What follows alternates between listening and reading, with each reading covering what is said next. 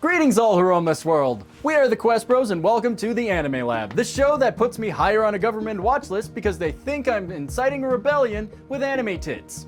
Speaking of rebelling with anime titties, let's talk about Code Geass. Code Geass is a bunch of animes wrapped into one big trench coat, trying to pass as a shonen classic from the early 2000s. It's a mecha anime, it's a high school romance, it's war commentary, and it even has its own weird magic system that makes no sense and refuses to be elaborated on. But we're not here to talk about immortal witches, spooky eye powers, or whatever Suzaku was doing with that fish. We'll get to that later. Today we're going nuclear and talking about Code Geass's F.L.E.I.J.A warheads.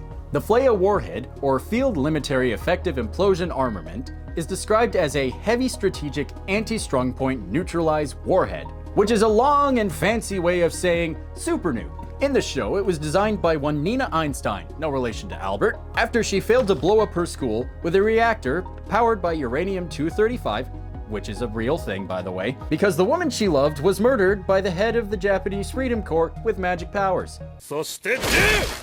So instead of getting the crazy heartbroken lesbian some psychological help, or, fucking arresting her, they instead let her build a super nuke which kills 35 million people. Anime! But that is the topic of today's episode. How powerful are the F.L.E.I.J.A warheads? Are they even possible in the real world? And are they worth pursuing? Before we get into how powerful the F.L.E.I.J.A warhead truly is, we need to discuss explosive types and ranges. There are three basic types of explosives: mechanical, chemical, and nuclear. We don't really need to worry about the other two forms, since the F.L.E.I.J.A warhead is already classified as nuclear-based. What is important, however, are explosive ranges. These are the primary, secondary, and tertiary blasts. The primary blast is the center of the explosion. It's where the initial blast wave is, and generally not a place you want to be. But then again, it's an explosive, so you don't really want to be anywhere near it. The secondary blast is where all the debris and shrapnel from the explosion come in to fuck your shit up. But hey, at least you're not on fire, right? The tertiary blast is where the blast wind comes in, the sonic boom that the explosion creates. Now, finding out how powerful the F.L.E.I.J.A you know what? I'm getting real tired of saying F.L.E.I.J.A warhead constantly, and I don't want to keep typing it and saying it out loud. So for the rest of this episode, I'll refer to the F.L.E.I.J.A warhead as something easier for both you and I to remember and say. So I'm going to be calling it the F-bomb. Now, finding out how powerful the F-bomb is was not as difficult thanks to the show's official wiki page.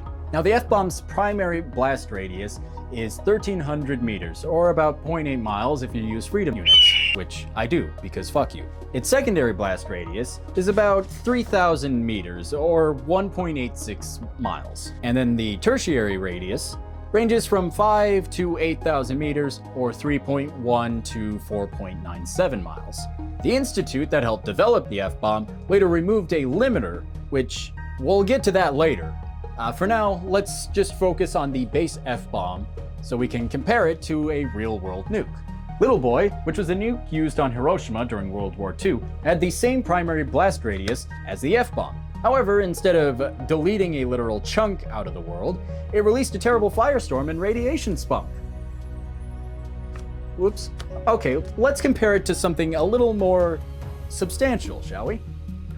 This is one of the most powerful nuclear weapons ever conceived by humankind, the Tsar Bomba. Created by three Yuris in a Soviet basement, the Tsar Bomba had a primary blast radius of about 8,000 meters and a total destructive radius of 25 to 35,000 meters, or 21.74 miles. That is 5 times more powerful than the base F-bomb, which, makes sense. It's a big bomb. But remember what I said a while ago about the F-bomb? The institute that helped develop the F-bomb later removed a limiter, which we'll get to that later. Well, it's later, and it's about to get fucky. When the institute removed the limiter from the F-bomb, those bastards created warheads that literally make Tsar Bomba look like a child's firecracker. it has a primary blast radius of 50,000 meters or 31.06 miles. Not total radius, primary blast radius. Trust me, I looked it up. Now let's do some quick math on how absolutely fucked we would be if these things were real. The unlimited F-bomb has a primary blast radius that's about 38.46 times that of the original. That means the secondary blast radius would go from 3,000 meters to 115,380 meters, or 71.69 nice miles. Meanwhile, the tertiary blast radius would go from a range of 5 to 8,000 meters, jumping it up to 192,300 to 307,680 meters, or 119.49 to 191.18 miles. The total destructive radius of the unlimited F-bomb is 473,060 meters, or 293.94 miles. That is more than the city of Chicago, mind you. And they made hundreds of these fucking things. Man, Tesla was right. We will live to see man-made horrors beyond our comprehension because this shit makes no sense. So, to answer the questions at the beginning of this episode, really fucking powerful, maybe in the near future, and God, I fucking hope not. No, don't. Bad. Just remember, kids, if you want to get back at your dad for killing your mom, don't make deals with immortal witches for mind control powers that will force you to kill your favorite cousin and lead a lesbian to making nukes. Also, don't let your friend get freaky with a fish. Thank you all for watching. Be sure to like, comment, and subscribe, and don't forget to say what you want me to focus on next episode. But until then, support the Patreon, follow our social medias, join the Discord, buy our merch, please.